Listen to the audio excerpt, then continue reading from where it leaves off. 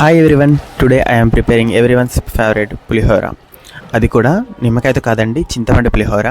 And ఇక్కడ చింతపండు నేను ఏం చేస్తున్నానంటే ముందుగా హాట్ వాటర్ కాగబెట్టి అందులో కాసేపు నానబెట్టాను అనమాట.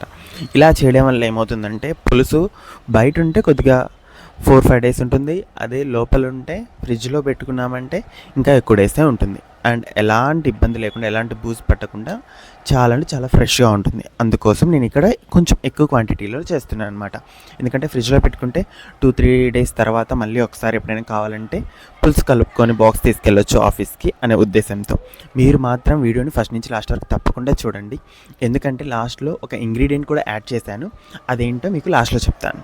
అండ్ మీరు మాత్రం నేను ఎలా అయితే చేస్తానో ఇలానే ఫాలో అయ్యారంటే మనకి కరివేపాకు మాడకుండా, అలాగే పులుసు కూడా చాలా అంటే చాలా టేస్ట్గా వస్తుందన్నమాట. నేను ఇక్కడ లాస్ట్లో యాడ్ చేసింది అయితే ఇంగో అండి, మీరు తప్పకుండా ఫాలో అవ్వండి. Bye bye.